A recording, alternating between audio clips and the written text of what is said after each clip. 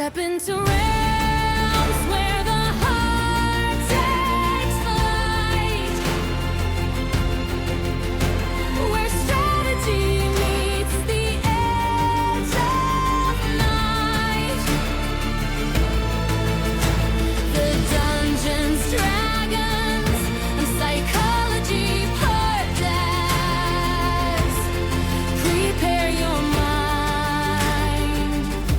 Now be our guest.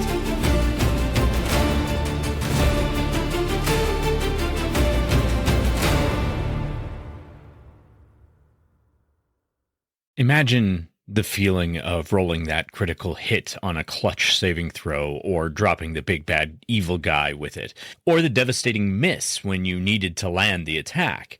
Dice rolls can make or break our D&D games. All TTRPGs that utilize dice have this.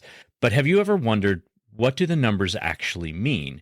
Today we're going to dive deep into the world of dice rolls, probability, and statistics in tabletop role-playing games. I'm Robert Walker, author of Session Zero, the DMG to writing great campaigns in any system.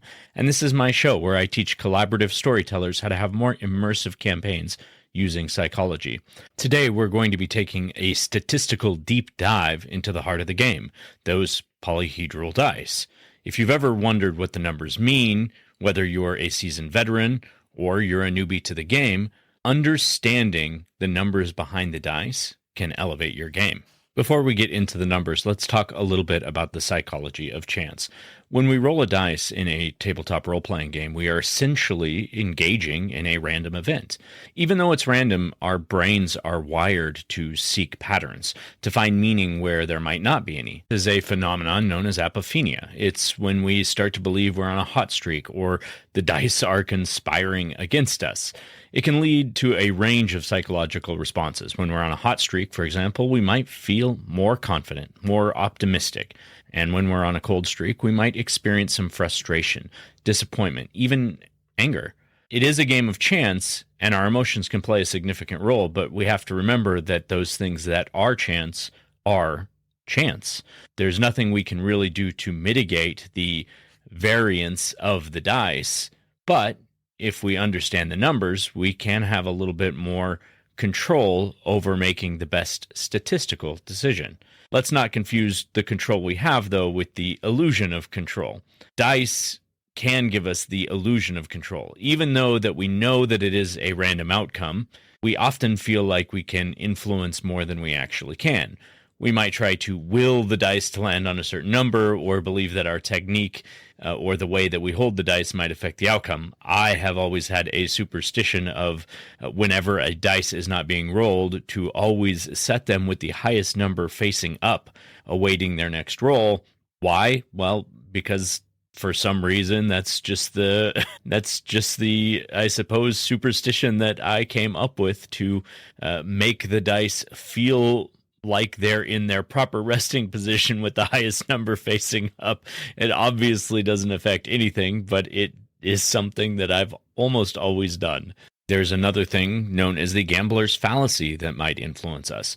This is the belief that if something has happened more frequently than expected, it's less likely to happen in the future. For example, if you've rolled a couple ones this session, you might start to feel like you've gotten your bad rolls out of the way, so you're going to be more likely to have success in the future, which, of course, doesn't change the way the dice roll or the statistical likelihood of getting another one. It's exactly the same as it was each time you rolled it before. So even though every time you pick up that D20, you have the same exact chance of rolling a critical success or a critical failure as you have every other time you have rolled it, let's take a look at how you actually can use the numbers behind the dice and your character sheet, and a little bit of knowledge of statistics and probability to influence the decisions that you make in the game, and sometimes the risks that you're willing to take with your character. First, let's talk about probability. Well, what is that? Well, probability is the likelihood of an event happening. So when we're talking about dice rolls, typically speaking, what we're talking about is the likelihood, the probability of a specific number coming up on the dice. So if you have a 20-sided dice, the probability of a 20 coming up would be 1 in 20. There is one number on that dice that is 20 sides that is the number you're looking for. Likewise with any of the other dice, it's 1 in however many sides there are. Now, if, for example, you are looking for an 18 through 20 to succeed, then you would have a 3 in 20 because the number 18, the number 19, and the number 20 would all lead to success. So your probability of success in that case would be 3 in 20. Let's look at the probability of rolling the highest number on each D&D dice as a percentage. So on a D4, getting a 4 would have a 25% chance. On a D6, it's going to be 16.67%. On a D8, 12.5%. On a D10, 10%. On a D12, 8.3%. On a D20, 5% to get a nat 20. And on a D100, of course, 1% to get a double aught or a natural 100. So let's go back to our previous example where we are saying that we needed an 18 through 20 to hit. Now, of course, we know that is a 3 in 20 probability, which of course means there's 5% chance for each of those probabilities. So there's a 15% chance you will be successful in connecting with that hit or that spell or whatever the case may be.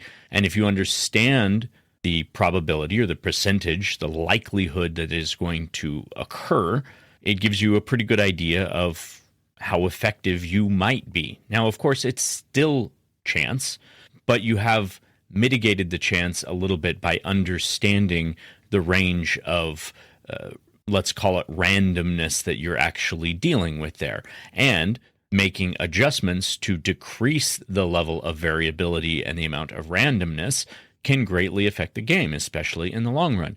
So if, for example, you have someone cast guidance on you, it adds a 1d4 bonus to your next roll. If you're making a skill check, somebody casts guidance on you, there's a 25% chance that they're going to give you an additional 5%, a 25% chance that they'll give you an extra 10%, and all the way up to an additional 20%. They can give you a +4 bonus on your D20 roll. So if you were lucky and you ended up getting that 25% chance of the 4 bonus, giving you another 20%, now your 15% chance to be successful has gone to 35%, which is significantly better than that 15% you were at originally. Now, let's be fair. If you're counting on the guidance to give you a bonus, you should really only statistically count on what is the average bonus that it's going to give you. Well, it's going to be about 2.5 is going to be about the average on a 4-sided dice. So if you wanted to be a little bit more realistic in your assumptions before making any of your rolls, you could say, okay, it's likely only going to give me a 10% extra chance to be successful on this, not a 20. But still, it can help you calculate your odds of success and have a better idea of, is this action the right action I should be taking at this time if I really need it to be successful? Or should I spend time finding a different action that can be taken that is going to have a higher likelihood of success, a higher probability? So with all that in mind, let's talk about something that happens a lot, especially in 5th edition or D&D 1, and that's advantage or disadvantage. Now, the advantage and disadvantage mechanics are commonly used, and they modify the probability of success on your roll. When you have advantage, you get to roll 2d20 and take the higher result.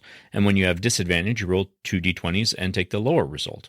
So for advantage, you are increasing your probability of rolling a high number. And with disadvantage, you are decreasing the probability of getting a high number, or you're increasing the odds of a lower number. So let's talk about some actual numbers. Let's say you have a attack bonus or a skill modifier of 5, and you need to hit a DC of 20 or an armor class of 20. Well, you need to roll a 15 on the dice. Now, we know from probability that we have a 30% chance of doing this.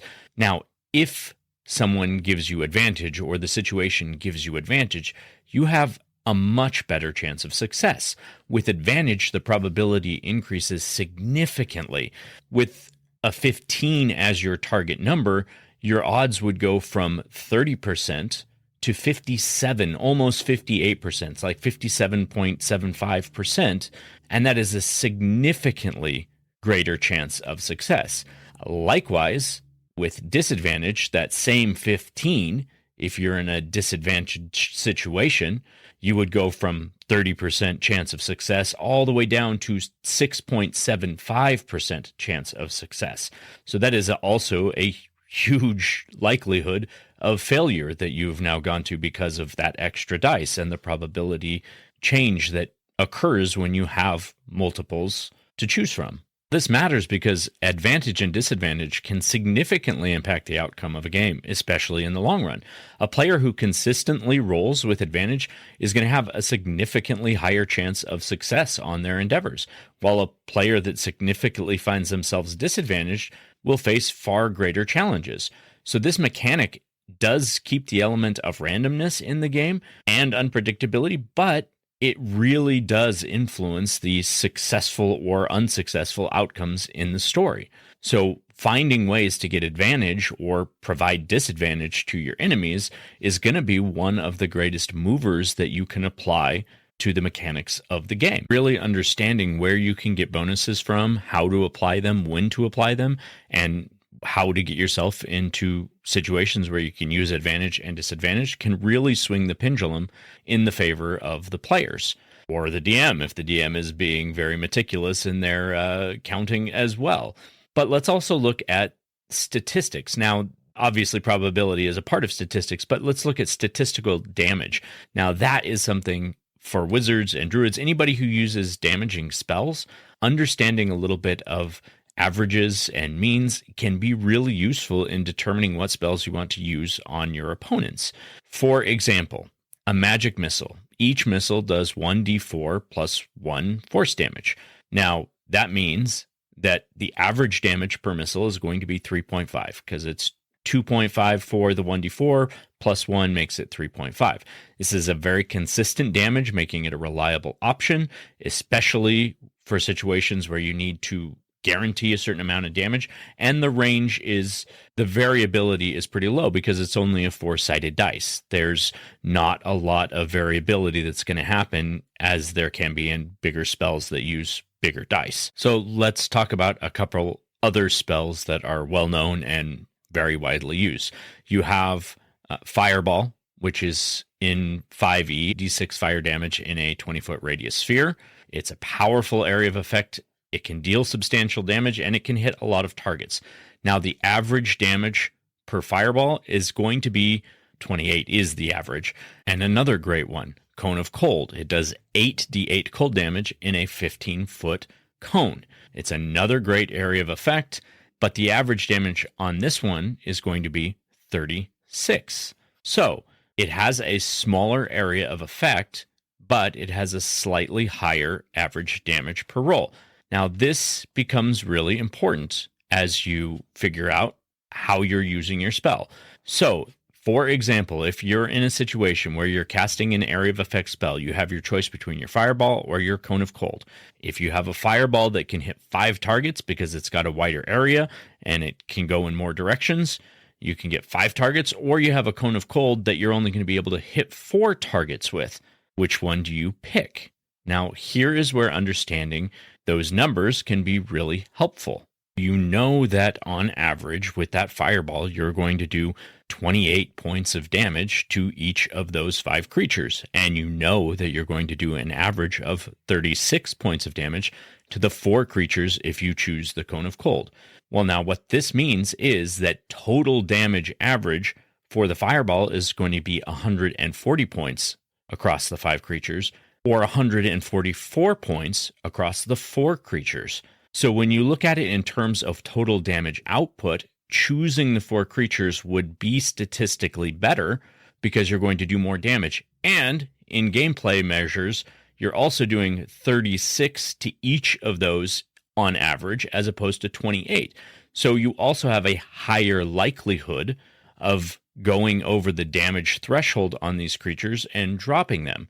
So given that situation, understanding your averages and your statistics could help you be a more effective wizard in combat. I hope you have enjoyed this look at statistics and probability in your TTRPGs. Let's move over to tricks of the trade. For tricks of the trade today, I want to give you 3 ideas for how you can use probability and statistics in TTRPGs to be more effective as you're building your characters and playing them. So first of all, use statistics and probability to optimize your ability scores. Now, what does this mean? If you're using a point buy method and you have the choice of ending up with a 16 or a 17 in a stat, or dropping one of your non-core stats down and getting that 18, just remember that every time you increase that bonus by +1, if it is something that is going to be used in your normal D20 rolls, that +1 is always going to equal a 5% better chance at success across the board. So if, for example, you had a 17 strength and you decided to drop your intelligence score for your fighter down so that you could get that 1 point buy and make it that 18 strength, every time you swing your weapon using your strength modifier, you have a 5% better chance of hitting. And that happens right from the get-go. So finding a way to really utilize probability from the very beginning of the game as you're building your character, especially if you're going to be a character that has one very specific thing that they're going to be using a lot of D20 rolls for, find a way to get that number as high as possible to always have that additional 5% chance every time you roll that dice. Next is to calculate your expected damage. This is exactly what I just gave you an example of with the spells. So before you're in combat, before you're slinging spells, or while you're in the middle of it, estimate the expected damage output of your attacks. This involves thinking of weapons damage dice if you're a non-caster, what modifiers you can add to yourself, what the target's armor class is, what you need to hit, but calculate the expected damage you can get on your different types of attacks or different types of spells. Then you can make a more informed decision about which attacks to use, how to utilize them, and obviously when an attack is probably not going to be a reliable way to engage in the combat for you. You might need to find a different strategy if you realize that not only is your damage threshold going to be quite low for the attack, but if your probability of hitting is extremely low anyways, you might need to find a way to maneuver or get into a position where you can add something like advantage to your attacks and really change the outcome of the way that the battle is going into your favor. And finally, utilize math for evaluating probabilities in your skill checks. Now, they are a fundamental part of most TTRPGs. Understanding the probabilities involved can help you make better decisions. So, for example, if you need that difficulty class of 15 and you have a +3 modifier, you know your probability of success is 55%. Anything that you can do to find a way to improve your modifier or use a magic item that grants advantage, remember that you're going to significantly increase your chances of success. So just remember that this game does utilize a lot of math, and having some basic understanding of averages and probabilities is going to make a lot of difference in the way that you play your game, because you'll have a much better understanding of what you're going to be good at, what you're going to be able to be successful at accomplishing, and also what you don't have a very high likelihood of accomplishing. If you do that and you keep things in mind like the gambler's fallacy, and realizing that hot streaks and cold streaks don't actually affect the way the dice rolls, but that part's all in our head, you can actually make very good informed decisions about the way that you are playing your character and the abilities that you're choosing to use for the most effect at the table. Thank you so much for listening today, Cyclothids. I really hope you've enjoyed this. It was a lot of fun to put together. Just remember, if you haven't yet, we are doing full videos of all of our podcast episodes on YouTube now. So go check out our YouTube channel. And if you're watching on YouTube, please subscribe. I would really like to help grow this community and be able to find ways to keep this show going as the years go forward. Thank you so much, Cyclothids, for joining. And until next time, we'll see you next session.